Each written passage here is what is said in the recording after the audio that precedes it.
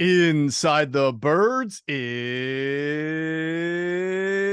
back. What's up, everybody? Geoff Mosher, Adam Caplan for an Inside the Birds game preview podcast. We are previewing today the final game of the 2023 regular season for the Eagles. And the Eagles need to play well, not necessarily for their playoff seeding. They are either locked into one of two scenarios, Adam, right? They get the number 2 seed if they can beat the Giants, and if Dallas somehow loses to the Washington Commanders. That's not very likely. So the other scenario would be, regardless of win or lose, they can do no worse than the 5th seed, which means a first round playoff game against the 4th seed, which is going to be whoever wins this crazy 3-horse race that comes down to week 18 between Tampa Bay, Atlanta, and New Orleans. So we'll keep our eyes posted on those games. But Adam, this is a big game, not for playoff seeding or playoff ramifications.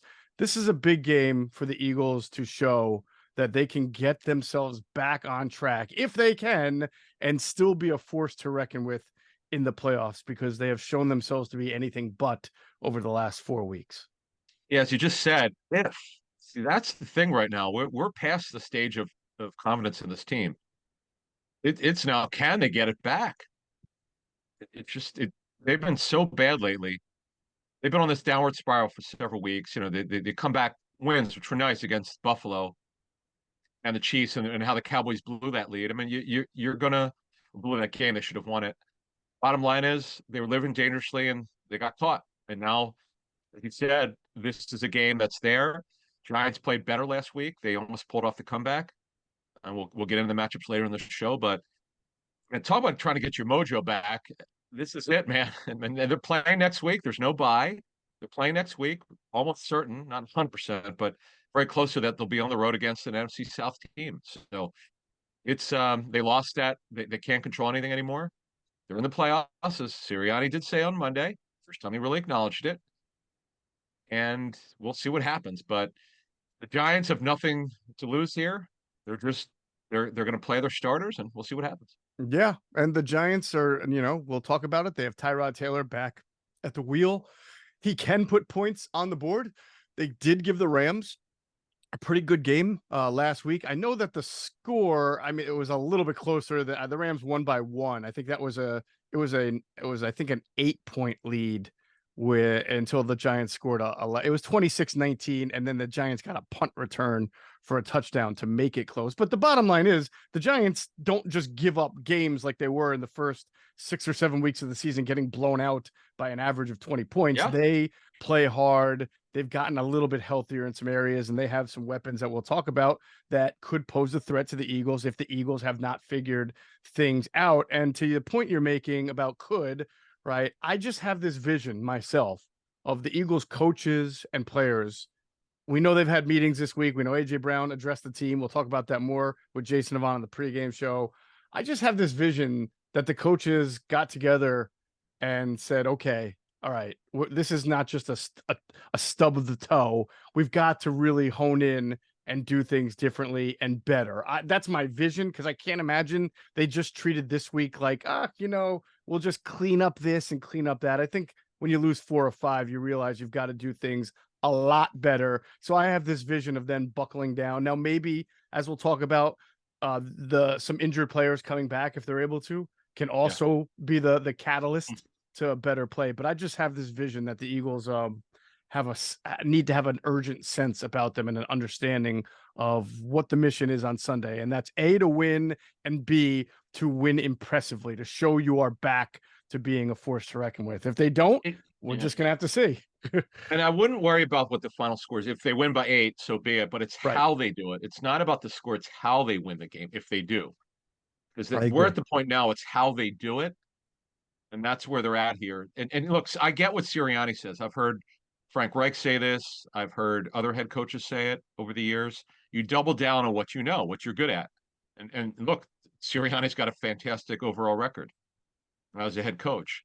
There's a reason why he's done one of the best jobs we've seen in recent memory of any head coach in the first 3 years of his tenure. But this is his first crisis. I'm very interested to see not only how they come out here, but the thing that is troubling. It's the energy. It's we mentioned on our last show about we were told in the Seattle game, like the offensive players were jogging to not jogging, they should have been jogging to the huddle. They just walked back. Coaching issue. That I know it's very small, but that's what NFL people look for when you're watching tape and you're trying to evaluate, Hmm. what the opponent looks like, and are they doing things the right way? Are they supporting one another? Like NFL people see this stuff when they watch the all 22 because it gives you that ability to see it. So they got to get things going here, man. They got to get their juice back, and they don't have a lot of time. Yeah, they don't. We've got really good intel as far as game breakdown in this podcast, and I thought we've had a great educational week for Inside the Birds listeners, starting with Q&A, which came out earlier, and then finishing up on Thursday with Cosell and Clay Harbor doing Inside the Tape. I thought both of them used all 22 visuals in their shows. For those who watch on YouTube, did an excellent job of breaking down all of the breakdowns that have happened for the Eagles last week, and rehashing some of the things that have been going on in the past few weeks. So it was a really good week for Inside the Birds coverage. Of course, our pregame show on Sunday will begin at 10 a.m. Myself, Adam, Jason Avant, and Greg Cosell. A reminder that Inside the Birds is presented by our friends at Ocean Casino Resort in Atlantic City. It's the exclusive Jersey Shore resort of Inside the Birds. So the educational week continued on our Patreon channel. We may have had our best Ask ITB live stream ever, because it was starting to get to a point where we had so much of a gallery. It was starting to look Brady Bunch style there, with about 10 or 11 faces on the screen. So we want to thank everybody who participated. Adam, you've called that kind of like a bar session at times, and it really was, because people don't always come with questions. They, like our friend Kevin, he just wanted to unload on how he felt about the team's performance the last 3 or 4 weeks. And we sit there and we listen, and, we commiserate, and we buy another round virtually the way we can. And we try to, give our perspective on it. But that was an excellent Hey, one. And we'll keep Kevin doing it was each awesome. Wednesday. He Yeah. was a professional fan. I got to tell you, his take was absolutely awesome. He was pissed off, but he was so good about it. Great to see Judy. We met Judy, who showed up. Who's a Eagles fan who lives in Utah. That was pretty awesome. So great to see Judy in her Yep. first time. And if you want to sign up, it's patreon.com/inside the birds. And by the way, as long as Eagles are in the playoffs, every Wednesday we're doing these Q&As. We'll do them still. We're still going to do them in the off season, but in terms of every week, every Wednesday, we're definitely going to do that through the playoffs. And then we're going to do one halftime of the first playoff game. We're going to do it with people on Patreon and with the members there, and that'll be interesting because God forbid they're down at halftime. Oh God. Anyway, Can a computer just like blow up from anger? I don't know. it I'd was be a little great. worried Oh, about that. yeah, yeah. Oh, by the way, talk to Rick Spielman, the former Vikings GM. He's going to come on very soon. Cannot wait to get his take and what he sees from the Eagles. I know he's following the Eagles closely, and as a general manager, like how would you handle this situation, and how do you get through this? And because Rick's been through a lot in his career with the Dolphins and the Vikings and the Bears, and he's seen it all, done it all. We try not to bring up with Rick what happened in 2017. We don't do that with him. Oh yeah, we don't want to talk about that. All right. And then so as Adam mentioned, that's patreon.com/inside the birds, and we welcome some of our new followers who have hopped on recently. The injury report I felt this week, Adam, was, I mean, again, we've got today, obviously it's got to come out to see what Devontae Smith's going to do. He did not practice on Wednesday or Thursday, but Nick Sirianni said at the beginning of the week that everybody has a chance to make it back and play. So there's some encouragement there. Devontae Smith was not in crutches, I believe, by Thursday. So that was, or Wednesday even. So that's good news as well. He's really the only one who is not practicing at all. And I believe we saw Zach Cunningham, Avonte Maddox, and was it Darius Slay, who all were able to get full practices in on Thursday. No, Slade did not. Not Slay. I'm sorry. Cunningham, Maddox, and Hassan Reddick were all full participants. Yeah. So let's nail this. Devontae Smith, he'll have to go on the field today to play. If he doesn't practice, he won't play. They're not going to put him out there without practicing with that ankle because they're not going to know what he can do or can't do. So we'll see what happens today. Julio Jones would be the guy most likely who would see them the most time there. He did score twice last week. I do wonder about OZ. I know he doesn't really contribute very much in terms of catching the ball or targets. It's because a former starting NFL receiver. You know, Yeah. Hey, listen, if I'm OZ, I'm aching to get back out there and atone for my getting shoved back into Boston Scott on the kickoff against the Giants two Yeah, weeks ago, yeah, right? yeah. All right, so here's the rest of it. Jordan Davis, that's the only one on offense. So that's good, right? Mhm. Jordan Davis got light work in on Thursday with the ankle. He should go. Zach Cunningham will play unless he has a setback. Now, 2 weeks ago, he had a setback on that Saturday after the walkthrough, remember? Or Yes. last one, was it last week? Yeah. So he's missed 3 out of the last 4 games. Not good. So we'll see what happens today. But right now, he's trending towards playing, barring a setback. Son Reddick will play. He returned to practice Thursday. Uh, Devontae Maddox gave the team a scare with the elbow, but he got some testing on it, but he should be able to play. We may have to protect it. We don't know exactly what it is, whether it's hyperextended or what. The big one, Slay. Look, we've said all along he's going to be ready for the playoffs. Outside chance to play week 18. Here we are. He is working each day. See, here's the question. We'll talk more about this Sunday if it looks like he's going to play. Do they play him 100% of snaps? Do they play him 50%? Like they have to get through the practice tape and see what he's like, see what the conditioning is like. So it'll be Yep. interesting to see what they do there. By the way, I do believe it is a benefit to the Eagles that there is a small chance for them to still get the number 2 seed, not just because that would give them a home game in the playoffs, but Yeah. it forces them, and you wonder if they had this 2 seed wrapped up if they would do it anyway. It forces them to play players this week, not rest, which they need. It's not like they're coasting through that. They need to play. And you heard some of the players say that this week, and the coaches said that this week. But I also wonder if they had wrapped it up, would they be saying that as well? But then again, if they had wrapped it up, they're probably playing better. So it's chicken or egg there. But I just think this team definitely needs reps. They need to get out Oh, there, God, yeah. need to correct mistakes. And I get it. You can risk somebody get hurt, but like you're Don't going to worry about lose in the that. playoffs if you don't get better. So you got no choice. Oh, it's interesting around the league on what you were talking about with the playing time. This is the first time I've seen head coaches, I don't know how long, be so honest about playing time. They're like, I don't know. I know there wasn't a memo said from the league that said like, okay, you have to tell the the media who you're going to play, not play. But it's been the most honest I've seen head coaches on the record, like offering up whether guys are going to play or not. It's very fascinating. Andy Reid was clear. There's so many quarterbacks who are not going to play. But so as we come back to this game, Eagles have got to get their mojo. And I agree with your assessment. They absolutely, no matter what's going on in terms of seeding, they got to get things rolling here. This is their last chance to do it. Someone asked me this question. I thought it was a great question. I hadn't thought about this. Do you Mm-hmm. think it's a good idea for them to be on the road? They've been one of the best road teams in the NFL last 3 years. Do you think it'd be a good idea for them to be on the road first week playoffs? No, No, or no. just from a get away from just to get away. I don't know. But I don't know. I just thought it was an interesting question. No. No, I mean I get what you're saying, getting away, especially because they've been sort of I don't want to say complaining, but they have dropped some veiled hints to like ask the fans to please stop cheering or making noise when the offense is on the field because the fans have been making noise when the offense is on the Yeah. field, right? And then I think there was a time against the Giants 2 weeks ago they had to use a little silent count because the fans were very energetic, let's Run the say. ball. Yeah, right, exactly. But I don't listen. There are certain venues that I think are never good to go to, no matter how good you are.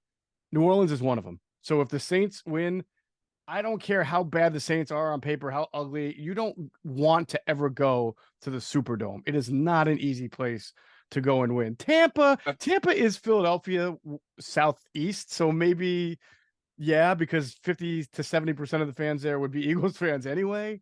So I can see your point on that one. Plus, they beat the Bucks already. Yeah. And then Atlanta. I'd Yeah. if I'm the Eagles, I'd rather be home than be in Atlanta. Yeah, I hear you, but I just cannot believe Atlanta's still in it. What a joke that division is. So Crazy, bad. I can't crazy. stand watching them. They're tough, but You've been to the Superdome, right? You understand like what I'm trying. Other than other yes, places, one that is. time Oof. it is. Now I know that the Saints are not a very good home team anymore.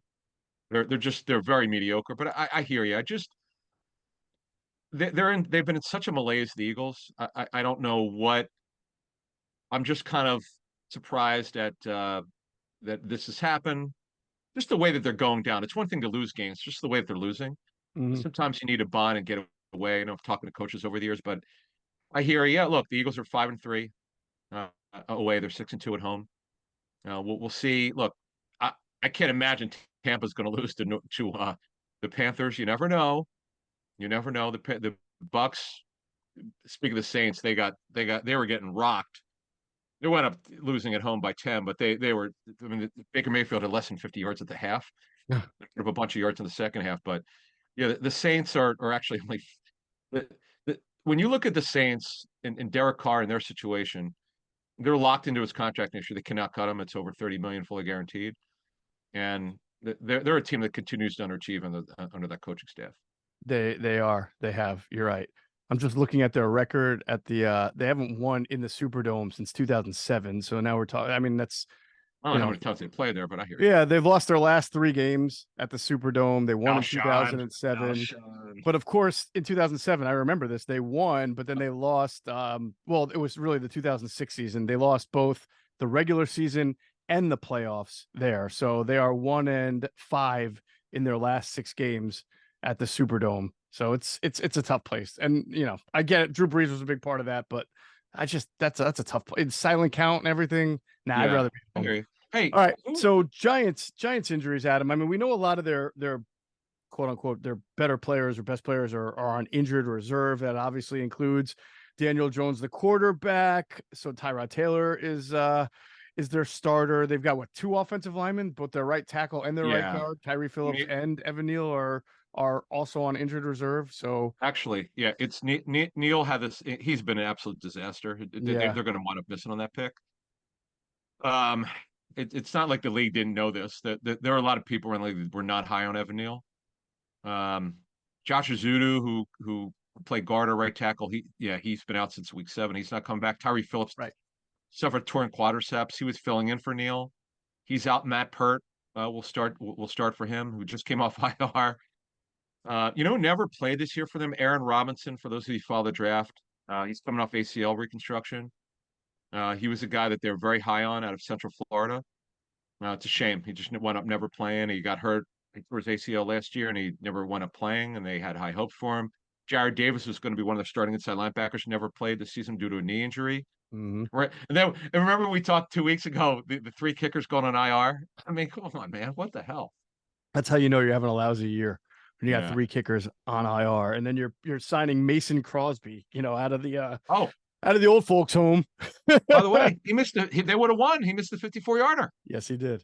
He did. So, all right. So, and that's just the IR list, right? They still have guys who are a little bit banged up. I mean, Tyrod Taylor's dealing with a back injury. He's going to play. Schmitz, their center, is dealing with a shin. It's weird. I thought Brian Daboll called it an ankle injury earlier in the week, and then it turned into a shin. Maybe it's where the shin meets the ankle. I don't know. Yep. But that kept him out of the. Did he leave last week's game, or did he not even play last week's game? No, he did. I believe he came out. Yeah, he got hurt, but he should play. He worked on Thursday. Deonte Banks missed last week's game, the first round pick out of Maryland. He should play. The big one for them is Jason Pinnock, who's been a good story after not making with the Jets. It's done a really good job there. He missed practice Wednesday and Thursday, so today would be a big day for him. So it's another backup quarterback, but I'll tell you what, their receiver core is healthy, and we'll get in the matchups soon. This could be fascinating because the Eagles don't run very well in the back end, and the Giants guys can run. Yeah, well, let's get into the matchups. Before we do that, we're going to pause real quick to hear a word from our friends at Ocean Casino Resort in Atlantic City. Go to get your game on. Go for the beers. Go for the cheers. Go for the hit and the hits. Go for the stakes and the stakes. Go to get your parlay on. Go to get your party on. Go for the scene. Go for the screens. Go for the gallery. Go for the win. Go to Ocean. Visit theoceanac.com to plan your visit. Okay, so if we were doing this podcast like we did 2 weeks ago, or if we were doing this podcast maybe 6 or 7 weeks ago, we would talk about the Eagles offense against this Giants defense and probably say, hey, Giants have some good corners, but they blitz a lot and they're not really well-rounded defensively. At the time, the Giants first half of the season were giving up big play after big play. We'd be sitting here talking about, hey, this is a throw ball game. This is a throw ball game. And it Sure. probably still will be for the Eagles. I imagine they're going to want to come out throwing, especially if Wink Martindale blitzes as much as he usually does. He's the number one blitzer as far as percentage in the league, Adam. But I would say that the Eagles have been really struggling here in getting the ball deep down the field. So it might be a throw ball game. Maybe it's more RPO and quick game and then try to take a few shots. But I think that's the big thing. You would like to see some explosive plays here in the passing game against a defense that will give you that opportunity if you can handle it. I can't understand the lack of explosive plays downfield. By the way, see, now we should mention, got to talk about weather, rain and snow for Sunday. Oh, of course. I can't believe we forgot to mention that, by the way. It's a Giants-Eagles game. There's got to be That's why I'm here, brother. Weather. That's why I'm here. Yeah, I know you've mentioned that so many times, and you've been right. The only question is it all rain or is there going to be some snow? Because the forecast has completely changed here in Philly. It looked bad early to start the week. Could have 10 inches, now 5 inches, maybe 1 to 3. But East Rutherford looks like they're going to get rain. Pretty good chance that it's most, if not all, the game. It's just the question is, does it turn to the snow? But we'll have a weather report Sunday. So, but now that changes the way John G. Filippo, the former Eagles quarterbacks coach, told us that you change the way you call when it's rain because the ball could get slick. You have to be careful of what you ask your quarterback to do, because the ball gets slick, and you don't want it. That's how you have fumbles. When the quarterback fumbles, we know Hurts has had some fumble problems, so you got to be careful of what you call. So if it's good enough to throw, the guy that you go after is Cordell Flott. That's their slot corner. That's what teams do. As we mentioned, Deonte Banks. Now, if Banks gets cleared to play, and he's a good player, Pinnock may not play. We'll have to see with the toe injury. We'll have more on that on the pregame show. But Flott's the guy, number 28. That's the guy. He's their slot corner. He's a good player, but teams will go after him. Oh, and you obviously saw Julio Jones, functioning from the slot last week, caught 2 touchdowns. So maybe opportunity to get Julio in the vertical. I mean, that's really not his role anymore. And Nick Sirianni clearly talked about the pitch count. Maybe they get Watkins in. I don't know. Nick didn't slam the door on it, but if you want to get vertical, you might get Watkins in there for a snap or two. But I kind of have a feeling right now they're trying to, as we just talked about, you're trying to get your mojo back. You want your most reliable players on the field. So if anything, if Devontae Smith plays and AJ Brown can move around, maybe you can get one of those guys in certain formations and packages moved inside to try to take advantage of Cordell Flott. Now, I am not Tropical Storm Caplan and I'm not Cecily Tynan, but I'm pretty familiar with nor'easters, and usually those are the type of storms that come with high winds, swirling winds. So that might, Adam, impact the game plan for both teams, because as you mentioned with John DeFilippo and other coaches have told us, you can throw in the snow and you can throw in a rain like there was in Kansas City, where it was a rain, but it was a misting rain, or it wasn't like a blustery rain. But it sounds like with a nor'easter, they may have to deal with windy conditions. That's usually the case with the nor'easter. No. All right, guess what? They're not getting it. I'm looking at they're not even getting the whole storm at all. No, not Sunday right now. Okay, I'm going by hour now, which is the thing that it's always good. Yeah, they did say it was going to come in and out pretty quickly, so maybe by again. Remember, this is a late afternoon game between 4 and 7 o'clock Eastern. Mid-30s rain, 35 to 40% chance. So it may not even actually. It's going to rain all day, but right when you get close to 4 o'clock, it might not. Winds 8 to 10 mile an hour, so it may not be bad, because it sure is, on your point, when it's going to stormy in the morning. It looks something. Yeah, it looks like it's going to start clearing up late in the day. So we'll see. It could be throwing weather. I'll be interested to see what the Eagles' approach is compared to the last game, because this is a game where Hurts had some good throws. Swift was really good that game 2 weeks ago. He scored. Gainwell's their hurry up back, or he's going to be the guy who's going to be in the fourth quarter, because Gainwell's the best pass protecting back. Goddard had a very good game against the Giants. Smith scored. It was a nice play. And that was also the game where Covey got the one slot snap and he caught it. Right. The one snap. That's true. He did. So what are we looking for maybe to sort of get the offense going again? We've talked about going under center, which they've done a couple of times now in each of the last few games, which I think has helped them a little bit. The pistol, which gives no tells on where the direction of the run is going to be. They're using motion with just DeAndre Swift, but they're not motioning and then throwing it to him. They're just, it seems like using it as a tell or to get a linebacker out of the, if they motion Swift from the running back position out and the linebacker follows and they get man, that's usually when they get a linebacker out of the box and you see Jalen Hurts keep it up the middle because then Kelsey wraps around and only has one linebacker to block. But they've been doing that pretty well. It's just that you'd like to, we've talked about this a lot. You'd like to see them use motion for wide receivers, right? To get them free releases, to get them in space a little more. So maybe, like I said, I have this vision of the Eagles coaches, Adam, just trying to, get this thing going. So maybe we'll see that a little bit more. But the bottom line is when you face Wink Martindale, you have to have your protections down. You've got to know where everybody is. Kayvon Thibodeau's had a good year. I think he's got a decent amount, double-digit sacks, pressures. They don't sack the quarterback a whole lot, but they do try to confuse the quarterback. And I think you mentioned this last podcast, and I noticed it, that this year Wink is actually doing more back-end movement with his secondary, like deception disguise stuff that we talk about with, say, the Eagles or Fangio concepts. So this should be it's a good, I know the Giants stink, but I think it's still a good test for them, for the Eagles. We should mention before we get to defense, in the first matchup 2 weeks ago, Dickerson did not play, so he's back. That's big. Opeta actually started 2 weeks ago, so that's good, for pass protection. And Lannon, by the way, we should mention Pro Bowler with AJ, the 6 guys that made it, right, who were actually voted in. Yeah. So that's good. And we'll talk more about that on Sunday. But pass pro obviously it's all about Wink. Nobody does it more than he does. You got to be. They know this guy. The cool thing is they know this guy. I mean, they've kind of owned him.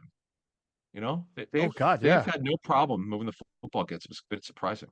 Yeah, it was really the only game of the let's say they played 1, 2, 3, 4 now was game 2, the second game last year where they won, I think 22-16. It was much more. That was bad. Yeah. But remember, Jalen, I think was just coming back. We hit, from that injury, I think. So they were just flat in that game. That was a weird game. They know they needed it because remember the thought process was leading into it, or like a week or two before that, they wouldn't play the starters. Well, they had to because they fumbled it against, was it New Orleans?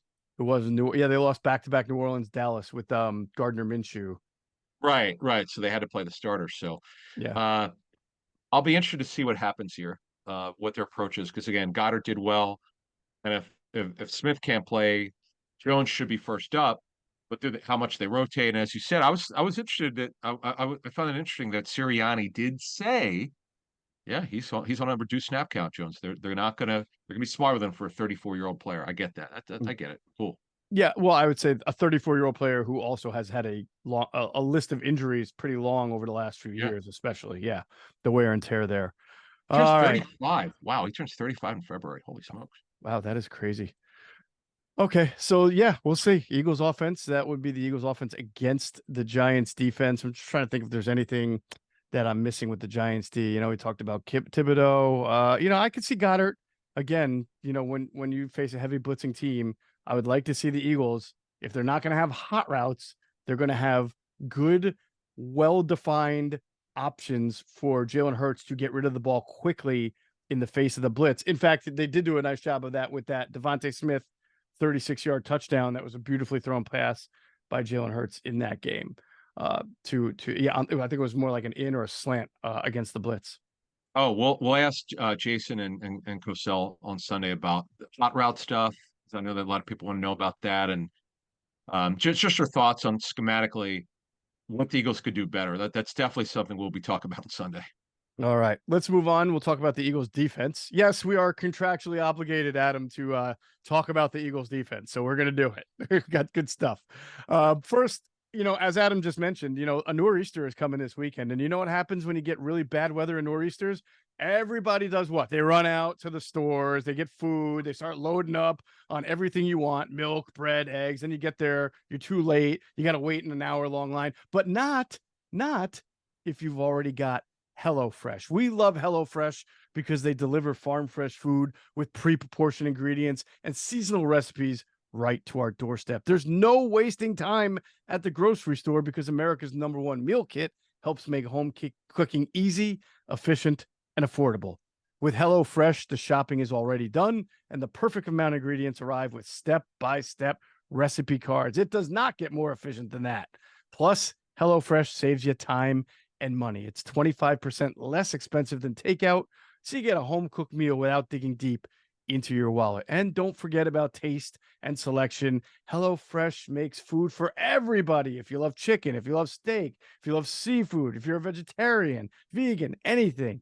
So make sure you go to HelloFresh.com/50Eagles and use the code 50Eagles. That's 50 Eagles, one word, for 50% off plus free shipping. That's HelloFresh.com/50Eagles. Use that code 50Eagles, all one word, for 50% off plus free shipping. Act now for America's #1 meal kit.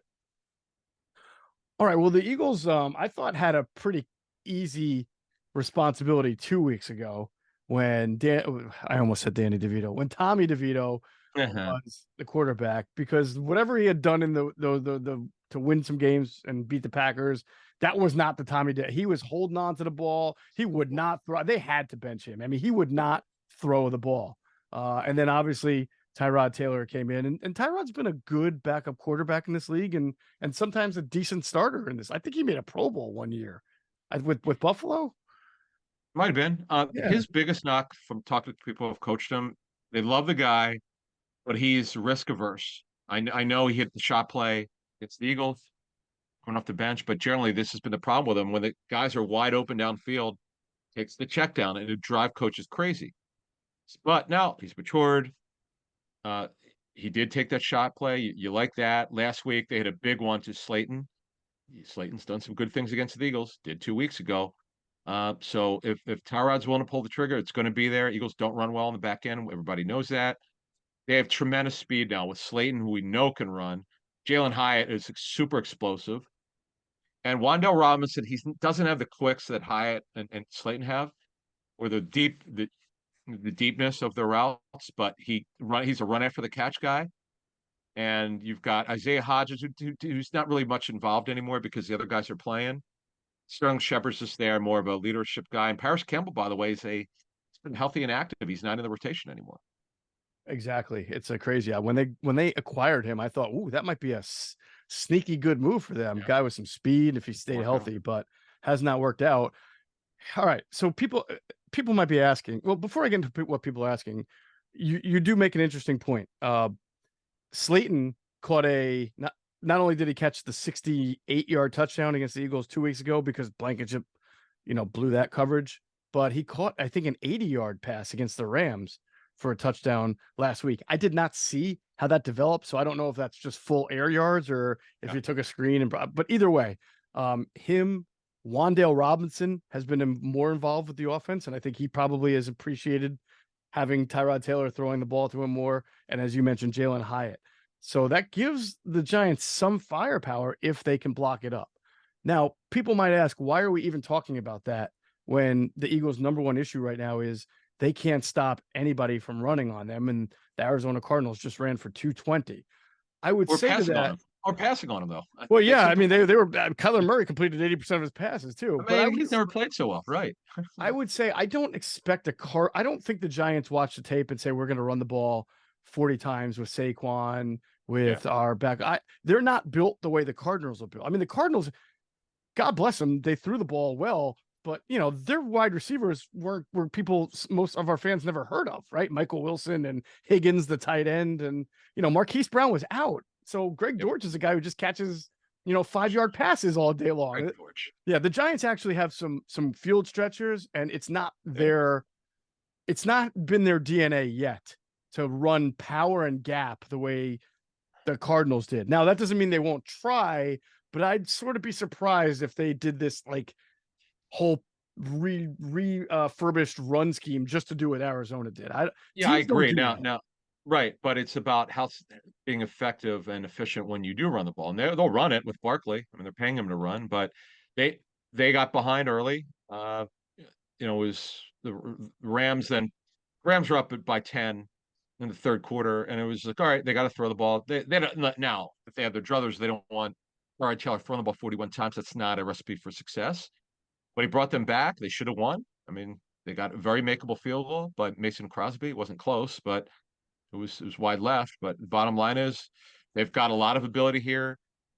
It if I'm Mike Kafka and Brian Daboll, I'm going after those Eagles corners, man. I'm telling you, if they could, I know protection's a problem for them. I get it.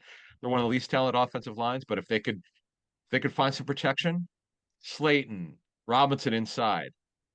Don't forget about Darren Waller, of course. Waller didn't do much against the Eagles until late in the game, if you remember. He caught 5 passes last week, and Hyatt is so explosive. We could see some shot plays here, folks. We could see it. I also think the Giants have to scrap the Eagles have to scrap the 5-1 fronts. Obviously, without Zach Cunningham, they didn't want to play. I guess they didn't want to play Morrow and Shaq Leonard, although they did play Shaq Leonard. But there were a lot of 5-1 fronts with Morrow as the linebacker. Actually, right? Morrow didn't play. Just I'm so sorry. you know, I'm sorry. You're right. weeks So ago, I mean, right. So what I meant was they were bringing Sidney Brown. They were playing a 5-1 with Shaq Leonard as the linebacker, and then bringing Sidney Brown down in times. And Sidney Brown is not a linebacker. He can tackle well for a safety, but he's not a linebacker. And the Eagles were getting killed in the second level on a lot of runs. Offensive linemen were getting in. If Zach Cunningham can play, that will be huge for the Eagles. yeah. And the same thing with Morrow. I think having those guys back should naturally make them better. But the eyes of us and everybody today or in this game should be on Jordan Davis and Josh Sweat, because those guys have really disappointed in run defense. Josh has not set the edge well. He's been getting blocked by tight ends. We've been talking about this for a couple of weeks. And Jordan Davis has just been getting blocked, even single block, not just double team, but single he block. is standing. He's getting stood up again like last year. He's definitely fading here a little bit. Yeah. We had 2 people this week tell us the same thing. They said when they watch Eagles defensive tape, they both noticed amongst everything that was bad that he's getting stood up. And that usually is when guys get tired or not in shape. If you saw Jordan Davis last year, he clearly was not in good enough shape. Just the high ankle, the tape showed it. Greg brought it up also. With Greg's not the only one. We just talked to people who saw it. And Van Sumeren, because Mario didn't play. Van Sumeren actually played well 2 weeks ago. Well, now I'll tell you what though, that's the thing about Van Sumeren. Now he's put good tape together. Maybe we'll talk more about their offseason, obviously, when their season's over. But you never know. Maybe he factors in on defense next year. Yeah. And speaking of, so Morrow's fine now, right? Was he on the injury? Did we even mention him? Morrow's off the injury report. Yeah, Morrow's yeah, that's great news. So another benefit to having Morrow back, even if Cunningham's not, but if you have Morrow and Leonard, or if you do have Cunningham, you can play 2 linebacker formations now, and you don't have to have Hassan Reddick dropping into coverage 10 times. That was a big issue with their 5-man fronts. They needed second level help, so they were dropping Hassan Reddick. They were playing Nolan Smith sometimes at linebacker. I don't think they'll have to do that, and I think that can make a big change in how they defend the run. But again, it's going to come back to the linemen also for setting the edge and defeating blocks. If Nick Morrow, like he did last week, has 19 or 14 combined tackles, that's not good. That's not what they need. No, not at all. Who didn't 3 guys have 11 or more tackles? Fired. Look, I know sometimes, depending on the type of defense you're running, sometimes it's actually not a bad thing. If you've got a safety who's playing the box, Rodney Harrison would do that. Yeah. A ton of tackles, but we all saw it. It was second and third level runs. James Conner absolutely crushed them. And Michael Carter got him in the second half. This is, I don't remember. Do you, off the top of your head, covering this team for over 20 years, or neighborhood of 20 years, have you seen a worse performance by their defense where they were almost not competitive? This was embarrassing. No, like I think we talked about in the last pod. That game against the Saints in 2018, I want to say, where they lost 41 to something. But I mean, again, when you're talking about the law firm of what was it, Bosby, Hawkins, and LeBlanc in your backfield. Oh man, Cravon. So Cravon was a nickel.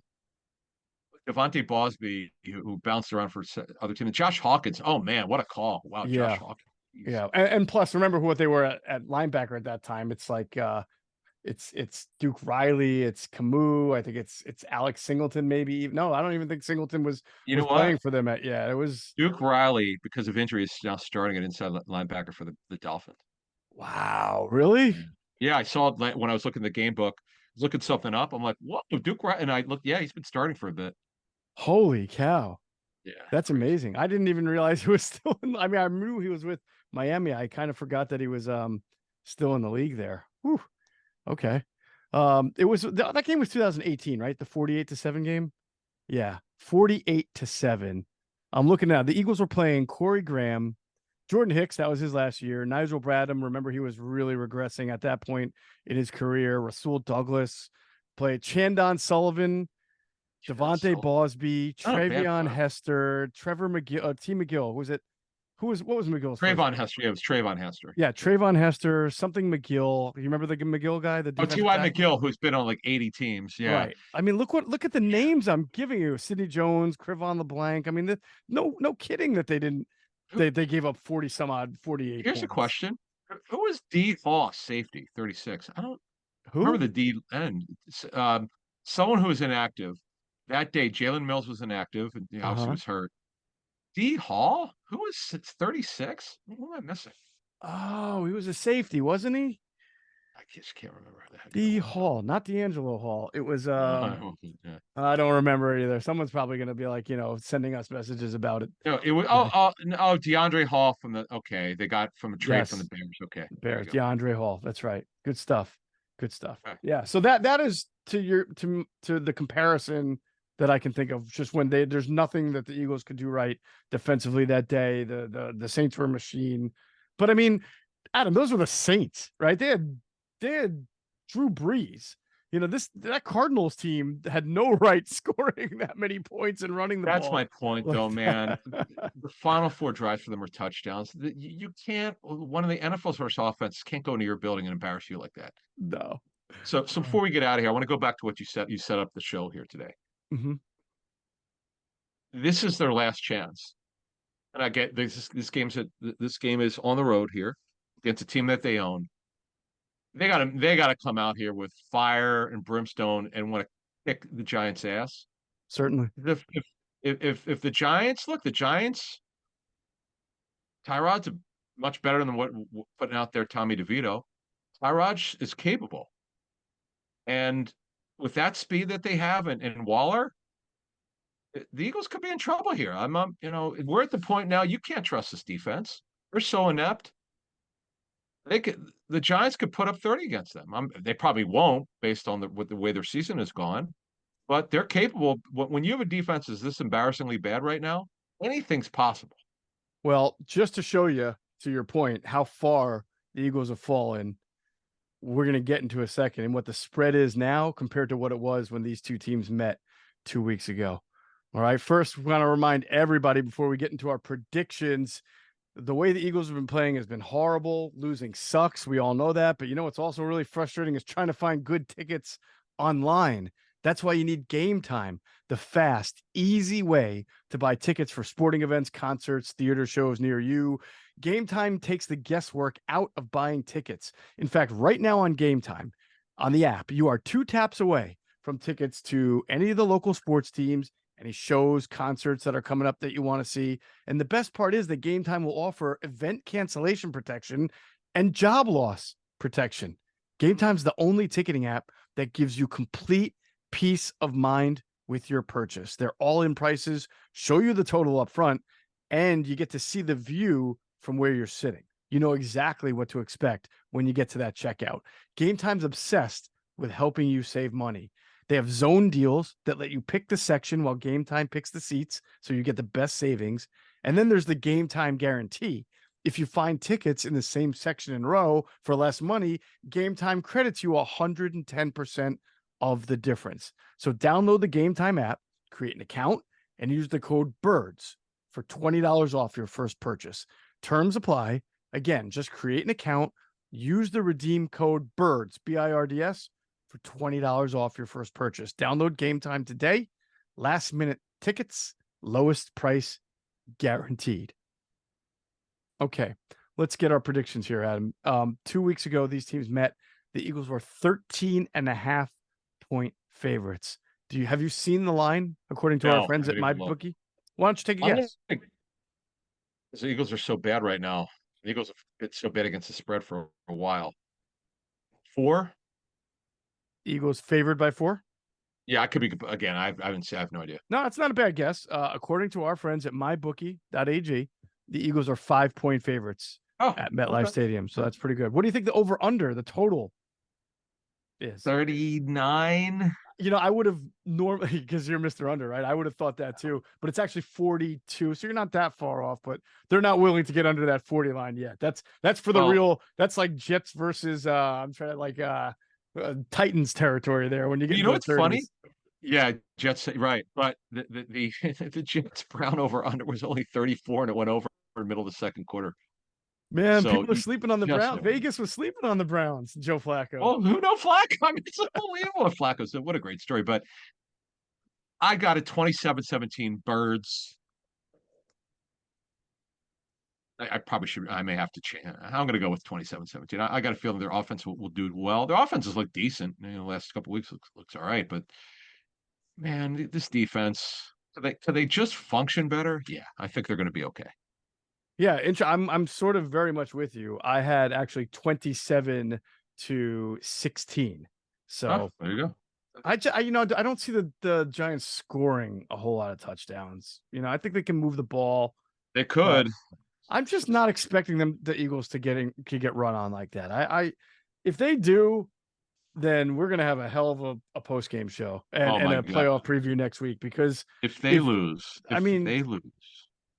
at some point, you're coaching, you're playing personnel. Everybody's got to like say, "Hey, we know we're doing wrong. We need to stop that." And if they don't, I don't know. It's one thing there's been a lot of talking lately, by the way, not a lot of doing. That's the problem here with this team. fair. Let's clean it up. They got a lot to work on. I know it's Patricia's not running his defense. He's got to run someone else's, but he's smarter. He's smart enough to understand there's certain things these guys could do. But they're not controlling what coaches call the controllables. They're not controlling the stuff that they're in charge of. They're not. Yeah. And that's the most disappointing thing. You talk about the not setting the edge, not getting home, lack of discipline. It's just ridiculous. It's just that game against the Cardinals. I was like flummoxed that they lost. No, it's the way, but again, it's the way, the context, the way that they lost. I mean, I couldn't imagine how humiliating and being so humiliated if I'm an Eagles player. It's just it.